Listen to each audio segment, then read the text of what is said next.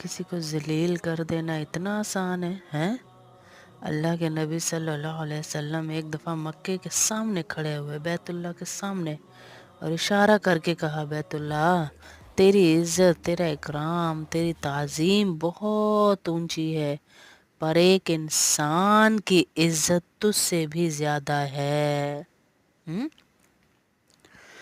किसी इंसान को बेइज्जत कर देना, अल्लाह के नबी फरमा रहे हैं, कि इतना बड़ा गुनाह है कि जैसे बैतुल्लाह को हथौड़ियाँ ले लेके, कुल्हाड़ियाँ ले लेके कोई गिरा दे, तो वो अल्लाह के नबी कह रहे हैं छोटा गुनाह, पर किसी मुसलमान को बेइज्जत कर देना बहुत बड़ा गुनाह है।